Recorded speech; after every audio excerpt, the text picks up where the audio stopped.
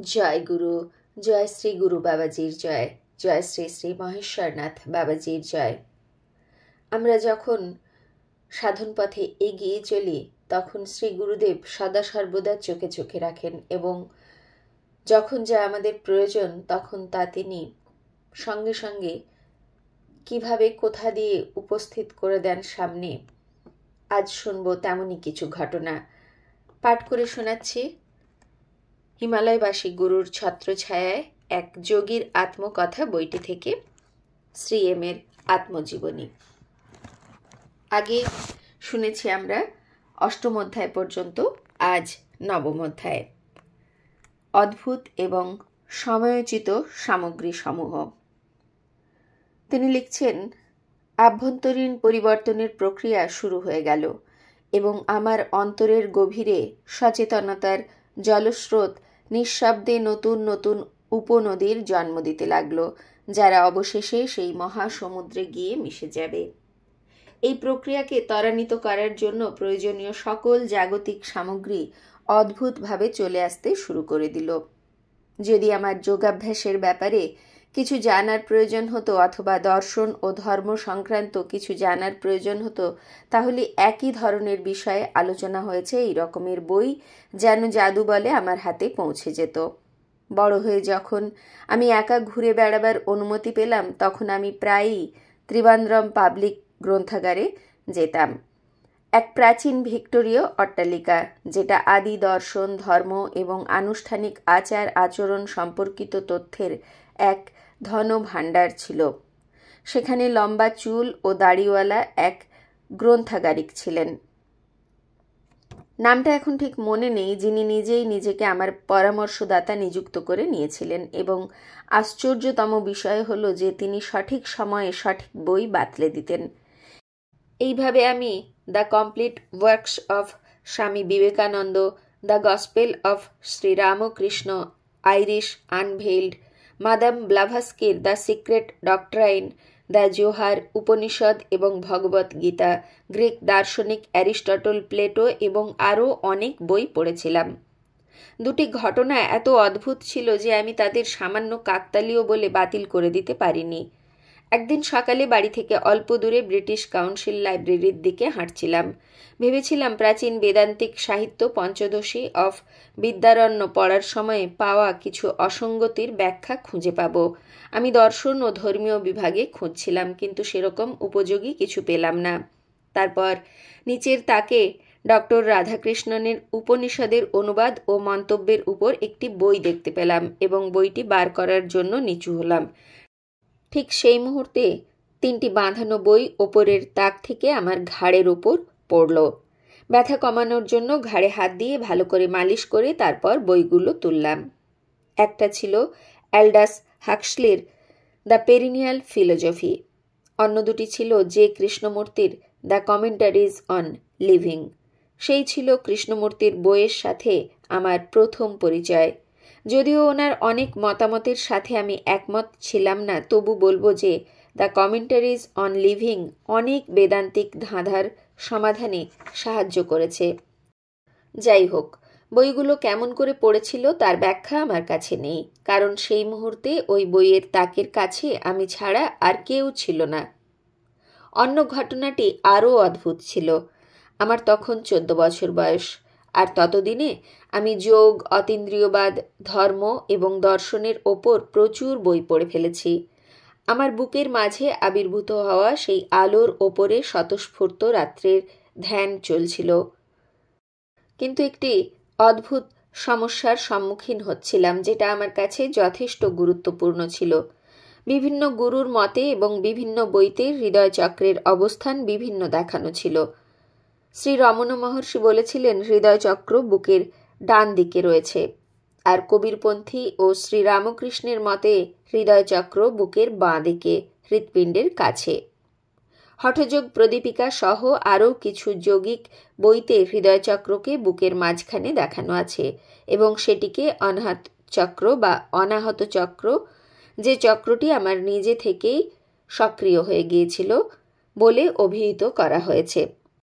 আশ্চর্যের বিষয়, শ্রী রমণ মহর্ষি এবং শ্রী রামকৃষ্ণ পরমহংসদেব যারা নিজস্ব আধ্যাত্মিক অভিজ্ঞতার শিখরে পৌঁছেছিলেন তাদের মধ্যে একটি অত্যন্ত গুরুত্বপূর্ণ আধ্যাত্মিক কেন্দ্রের অবস্থান নিয়ে পরস্পর বিরোধিতা দেখা যায়। যদি একজন সঠিক হন তাহলে অন্যজন ভুল প্রমাণিত হন। এই চক্রগুলির অবস্থান সম্বন্ধে আমার বিশেষ সন্দেহ জাগতে শুরু করে। এসবই কি কল্পনা, আমার এবং সাথে সাথে অন্যদেরও? মনে হয় আমার আধ্যাত্মিক যাত্রাপথের এটি প্রথম গুরুত্বপূর্ণ সংকট। ঠিক করলাম যে খুব শীঘ্রই এর সমাধান করতে হবে। একটি উপায় বার করলাম।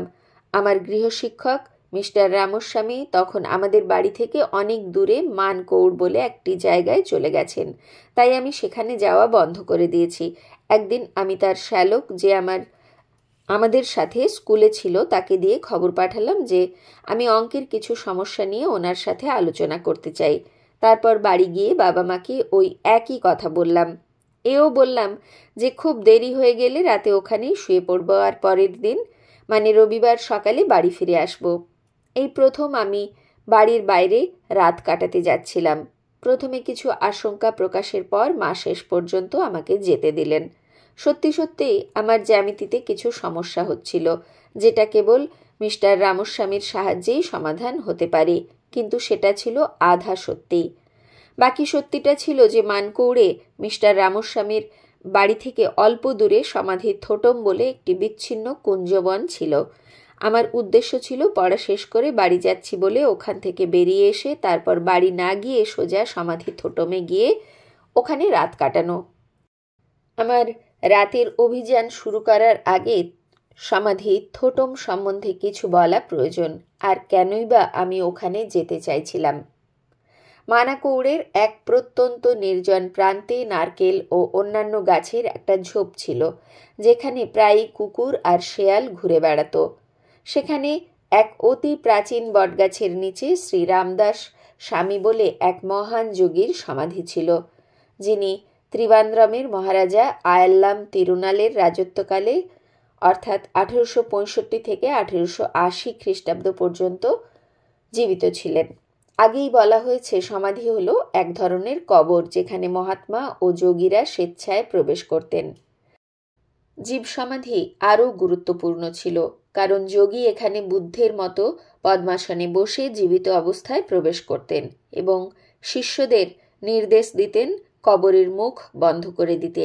মানাকৌড়ের সমাধিটি ছিল একটি জীব সমাধি, আর আমি শুনেছিলাম যে অতীতে শ্রী গোপাল স্বামী সহ অনেক মহান যোগী রাতের বেলা এই সমাধি থোটমে বসে ধ্যান করেছেন এবং আলোকময় আধ্যাত্মিক অভিজ্ঞতা প্রাপ্ত হয়েছিলেন। ভেবেছিলাম আমিও তাই করব, আর হয়তো যে সমস্যা আমাকে এত দ্বিধায় ফেলছে তার উত্তর পাব। অবশ্যই আমি আমার গৃহশিক্ষক বা তাঁর বাড়ির লোকেদের কাছে সমাধি থোটমের ব্যাপারে কোনো কথা বলিনি। বাসে উঠে আমি ইস্ট ফোর্ট টার্মিনাসে নামলাম। তারপর মিস্টার রামস্বামীর বাড়ির দিকে হাঁটতে থাকলাম এবং সন্ধে 7টা নাগাদ সেখানে পৌঁছলাম। পড়া শেষ হতে হতে 8টা বেজে গেল। মিস্টার রামস্বামীর বাড়ির লোকজন আমাকে রাত্রে ওখানেই থেকে যাবার জন্য পীড়াপিড়ি করতে লাগলেন। আমি কোনো রকমে বাস পেয়ে যাব এই অজুহাত দেখিয়ে বেরিয়ে আসতে সক্ষম হলাম। সবচেয়ে বড় সান্ত্বনা ছিল যে ওনার বাড়িতে টেলিফোন ছিল না, কাজেই বাবা মা জানতে পারবেন না যে আমি ওখানে রাত কাটাইনি।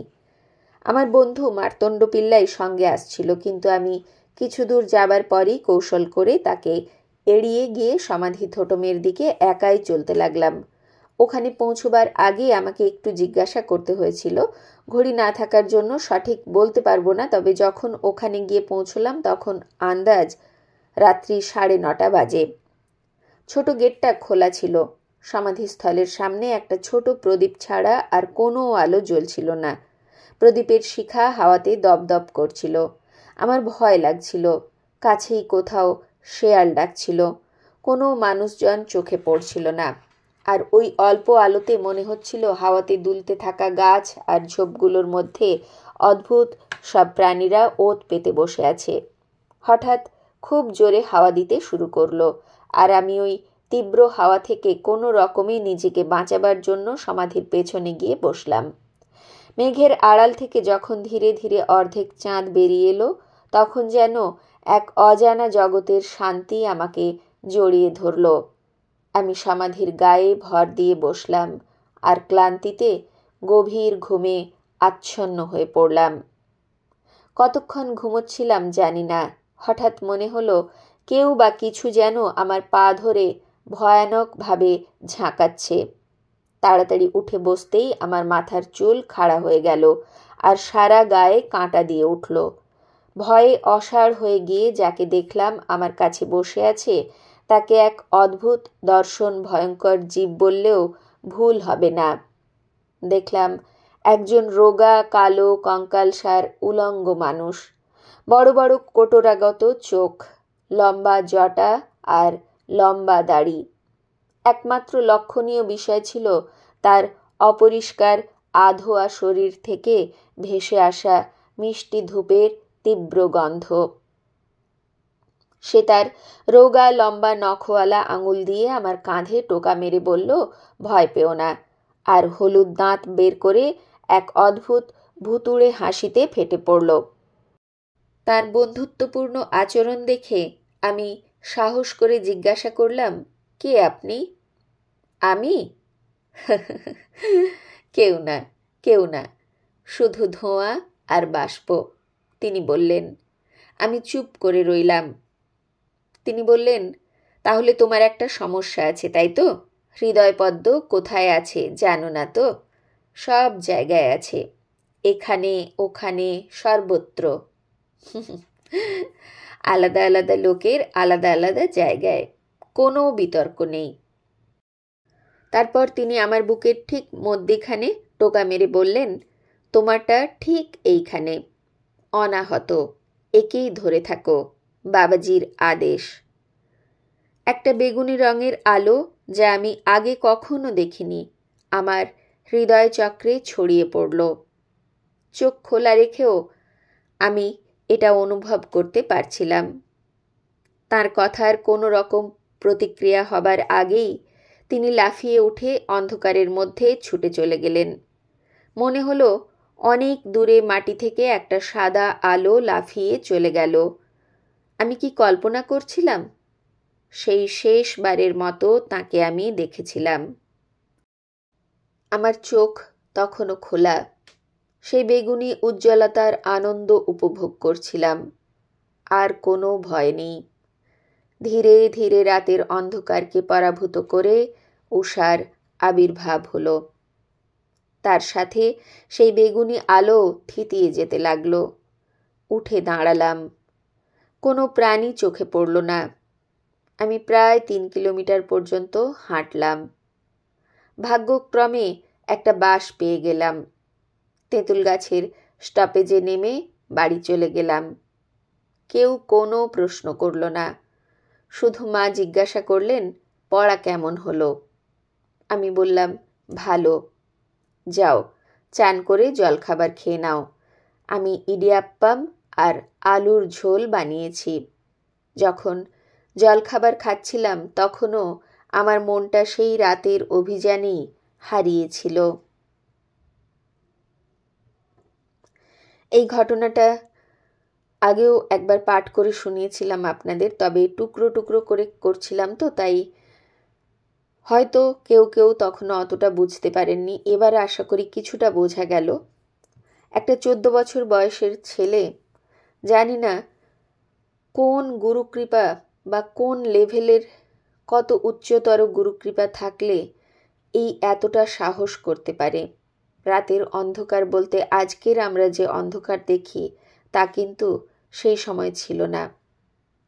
তখন চারিদিকে অন্ধকার মানে অন্ধকার, কোনো স্ট্রিট লাইট নেই, কোনো ইলেকট্রিকের বাতি নেই। তারপরেও একটা সমাধিস্থলে চারিদিক ফাঁকা, শেয়াল ডাকছে, সেখানে গিয়ে কি করে একা একা বসতে পারেন শুধুমাত্র নিজের প্রশ্নের উত্তর পাওয়ার জন্য? এই উত্তর আমি অনেকবার খুঁজেছি কিন্তু পাইনি। সত্যি একেই বোধহয় বলে গুরুকৃপা। গুরুকৃপা বলেই তো তাকে তার শ্রী গুরুদেব পরবর্তীকালে যিনি বাবাজি বলে তিনি জানতে পেরেছিলেন, তিনি এই মহাত্মাকে পাঠিয়েছিলেন।